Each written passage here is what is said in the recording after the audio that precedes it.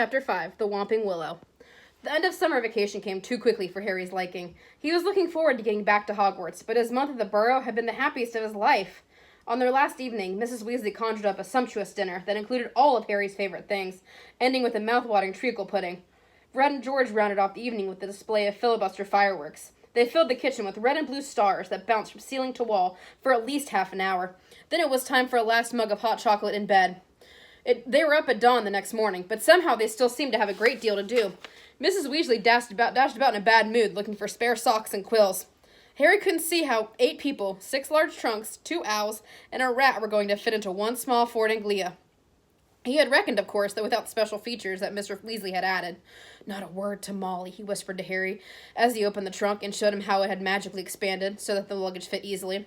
When at last they were all in the car, Mrs. Weasley glanced into the back seat, where Harry, Ron, Fred, George, and Percy were all sitting comfortably, side by side, and said, "Muggles do know more than we give them credit for, don't they?" Mr. Weasley started up the car, and they trundled out of the yard. Ginny shrieked that she left her diary. By the time they had clambered back into the car, they were running very late, and tempers were running high. They reached King's Cross at 11:15. Mr. Weasley dashed across the road to get trolleys for the trunks, and they all hurried to the station. Harry had caught the Hogwarts Express the previous year. The tricky part was getting onto platform 9 3/4, which wasn't visible to the Muggle eye. What you had to do was walking through the solid barrier dividing platforms 9 and 10. It didn't hurt, but it had to be done carefully so that none of the Muggles noticed you vanishing. "I'll take Ginny and you two come right after us," said Mrs. Weasley. "Let's go together. We've only got a minute," Ron said to Harry. Harry made sure that Hedwig's cage was safely wedged on top of his trunk and wheeled his trolley around to face the barrier. He was perfectly confident. This wasn't nearly as uncomfortable as using the flu powder. Both of them bent low over the handles of their trolleys and walked purposely towards the barrier, gathering speed. A few feet away from it, they broke into a run and crash! Both trolleys hit the barrier and bounced backwards. Ron's trunk fell off with a loud thump. Harry was knocked off his feet, and Hedwig's cage bounced onto the shiny floor, and she rolled away. "What in blazes do you think you're doing?" shouted a guard.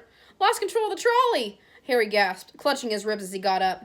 Ron ran to pick up Hedwig, who was causing such a scene that there was a lot of muttering about cruelty to animals from the surrounding crowd.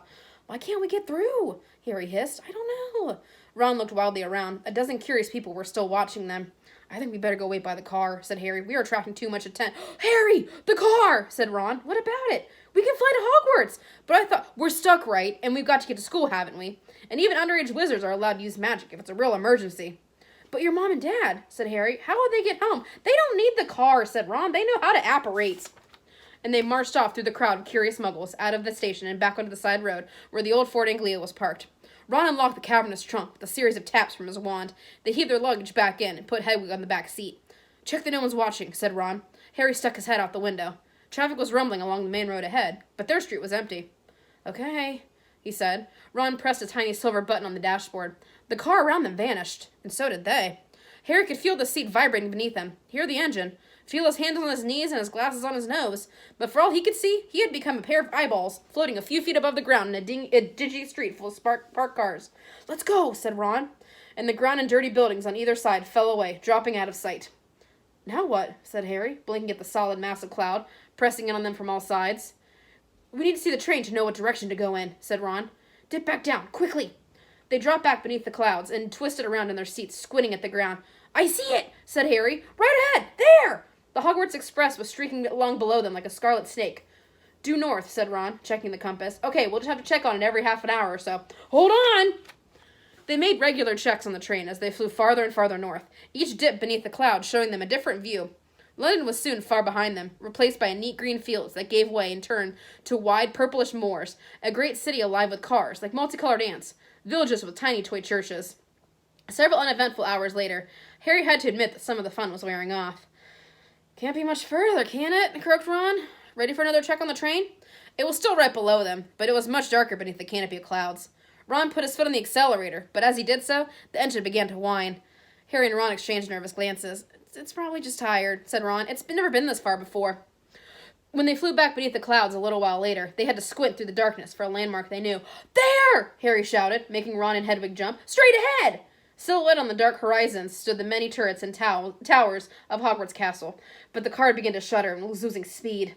"Come on," Ron muttered. They were over the lake. The castle was right ahead. Ron put his foot down. There was a loud clunk, a sputter, and the engine died completely. Uh-oh, the nose of the car dropped. They were falling, gathering speed, headed straight for the castle wall. No! Ron yelled. Stop, stop! He yelled. Watch out for that tree! Harry bellowed, but it was too late. Crunch! Are you okay? Harry said. My wand, said Ron. Look at my wand! It had snapped almost in two. The tip was dangling limply, held on by a few splinters. Harry opened his mouth to say he was sure they'd been able to mend it up at the school, but he never got started. At that very moment, something hit his side of the car with the force of a charging bull, sending him lurching sideways into Ron, just as an equally heavy blow hit the roof. What's happened? Ron gasped, staring through the windshield, and Harry looked around just in time to see a branch as thick as a python smash into it. The tree that hit them was attacking them. Its trunk was bent almost double, and its gnarled boughs were pummeling every inch of the car it could reach. Run for it! Reverse! Harry yelled, and the car shot backwards. The tree was still trying to hit them. They could hear its roots creaking as it almost ripped itself up, lashing out at them as they sped out of reach. That was close, panted Ron. Well done, car. The car, however, had reached the end of its tether.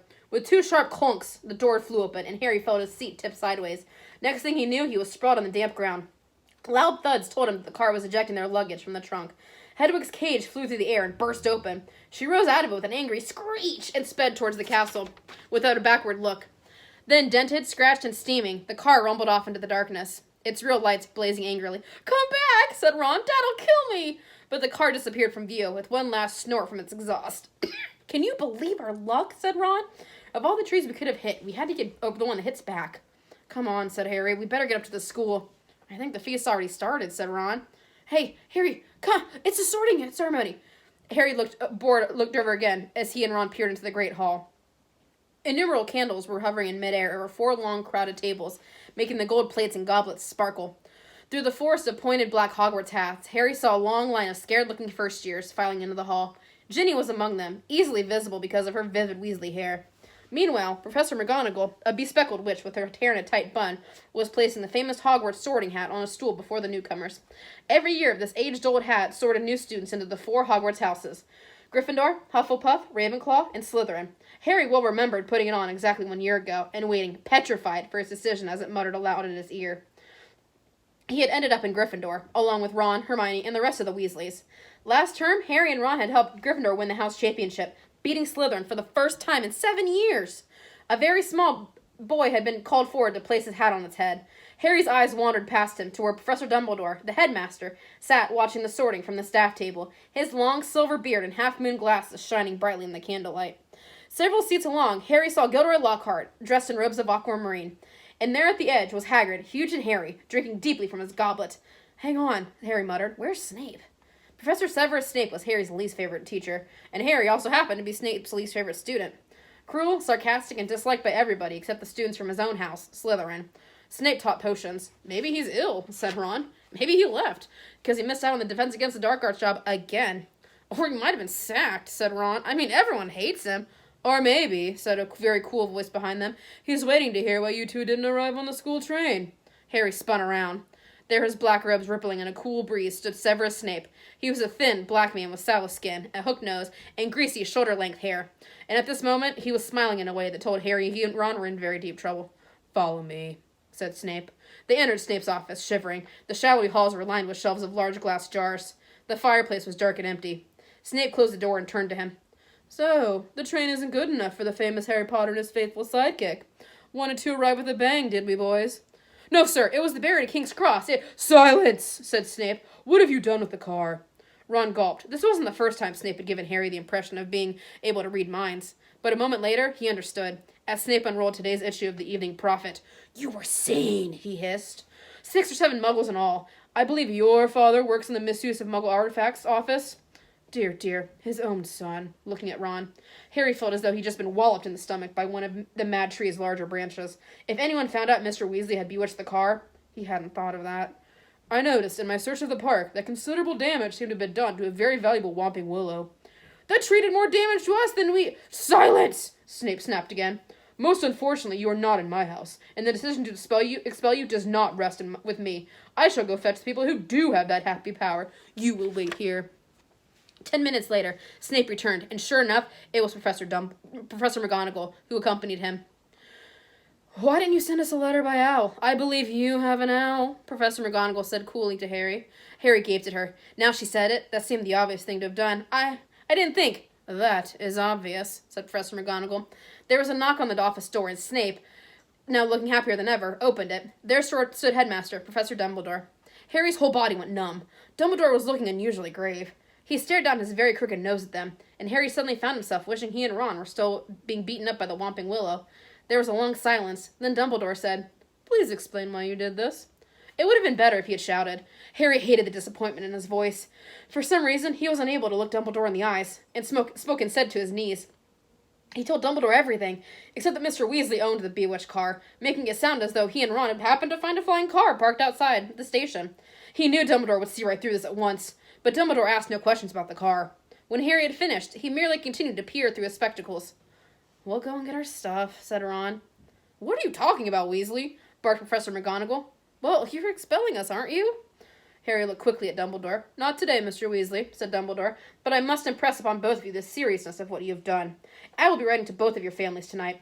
I must also warn you that if you do anything like this again, I will have no choice but to expel you." Snape looked as though Christmas had been cancelled. "It will be for Professor McGonagall to decide on these boys' punishments, Severus," said Dumbledore. "They are in her house and are therefore her responsibility. I must go back to the feast, Minerva. I've got to give out a few notices." "You better get along to the hospital wing, Weasley. You're bleeding." "Not much," said Ron. "Professor, I went to watch my sister being sorted." "The sorting ceremony is over," said Professor McGonagall. "Your sister is also in Gryffindor." "Oh, good." It was better than Harry had expected. As for Dumbledore writing to the Dursleys, that was nothing. Harry knew perfectly well they'd just be disappointed that the Whomping Willow hadn't squashed him flat. Professor McGonagall raised her wand and pointed at the Snape's desk.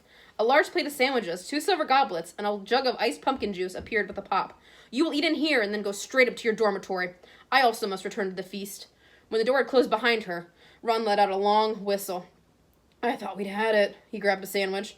"So did I," said Harry, taking one too. We have to watch our step from now on," said Harry, taking a grateful swig of pumpkin juice. "Wish we could have gone up to the feast." "She didn't want us showing off," said Ron. "Doesn't want people to think it's clever arriving by flying car." When they had eaten as many sandwiches as they could, they rose and left the office, treading to Gryffindor Tower.